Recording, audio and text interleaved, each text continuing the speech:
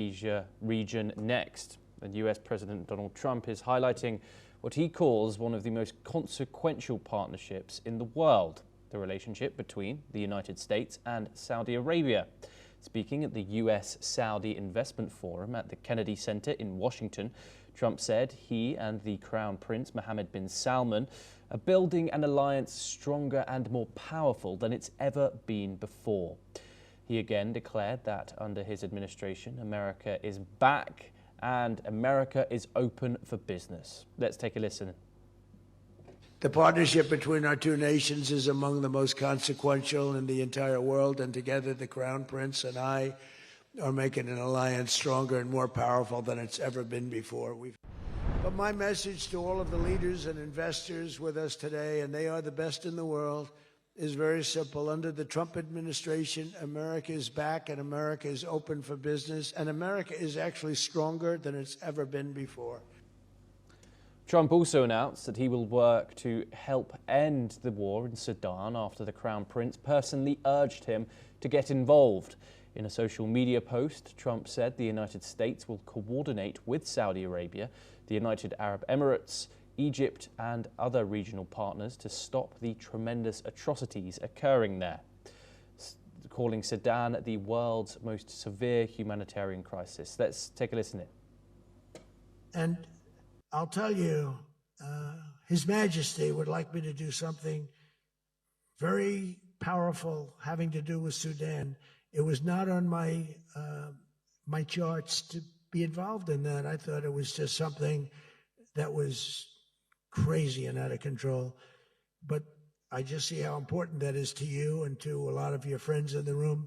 Sudan, and we're going to start working in Sudan. I didn't think that that was one that was going to be so easy to do, but we're going to start working. Trump added that $270 billion in agreements and sales are being signed at the investment conference, highlighting a deepening economic and strategic partnership between Washington and Riyadh. Let's take a listen. I want to thank my friend, a great gentleman, Crown Prince Mohammed of Saudi Arabia, for his bold leadership and deep commitment to the ties between our two countries. Thank you. Thank you. Great gentleman. But many of you in the room are playing a key role in making these projects happen, and we're told that $270 billion in agreements and sales are being signed between dozens of companies, and that's just happening today, $270 billion. That's big stuff. We're now joined by Ariel Whitman. He's an op-ed editor and senior reporter at Globes and host of the Western Spirit podcast. And he joins us live from Tel Aviv. Thank you very much, Ariel, for joining us here. Of course. On the program. Pleasure to have you. What more can you tell us about the developments of this new partnership? Of course, Mohammed bin Salman, the first Saudi visit to Washington since 2018, since the murder of the journalist Khashoggi. Your thoughts on how positive this meeting seems to have played out for both the United States and Saudi Arabia? So from Trump's perspective, I think that he's getting a lot of good press on it in terms of getting money in. He's facing a affordability crisis like we saw in the election in New York City, which was all based on affordability. The polls are looking bad for him, and that issue, he's way underwater. So everything that he can try to play up, people putting money into the U.S., even if it doesn't materialize in the end, which a lot of these things won't, he's going to get good press. And the Saudis, obviously, the Biden administration tried to box them out and say how bad they were because of Khashoggi, and at the same time playing up the Iranians, which was very weird, but that's what it was. In the end, Biden had to crawl back and try to beg the Saudis to pump out more oil because of the Russian situation. So both sides are getting what they want. I would say just from the Israel perspective, because that's where I am, there's a lot of angst here about the fact that the Saudis are getting I think 48 F-35s, yes, which Israel was the only country in the region that had that. And we've heard warnings from IDF generals all over the place in the past few days that this is going to badly, severely hurt Israel's military edge, which America has promised to uphold.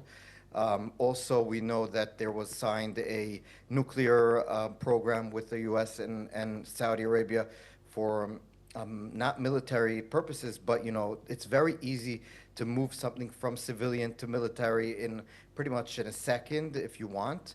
So these are two things that are very, I would say, concerning. And I think the third thing that's also concerning is that we heard for a long time from the Trump administration, number one, and now number two, that the Abraham Accords, the Saudis want to sign with Israel. They want normalization. It was very close. And October 7th happened. But now, and it's all coupled with if they do normalization with Israel, the U.S. will come to their side in terms of military and other economic support.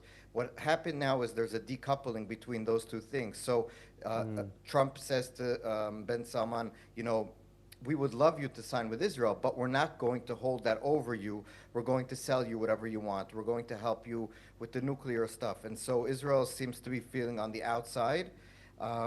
It's a very weird situation. Also, the fact that they seem to be demanding a Palestinian state, Yes. or a promise of a Palestinian state in order to get any closer to normalization, which at least with this government in Israel will not be happening. And so we're stuck and concerned. I guess that would be the right way of putting things. Yeah, of course. As you said, there was calls from bin Salman that Saudi Arabia will only join the Abraham Accords with a clear pathway to a Palestinian state. What does that mean for Israel, especially as cries seemingly closer to Donald Trump are getting louder for that?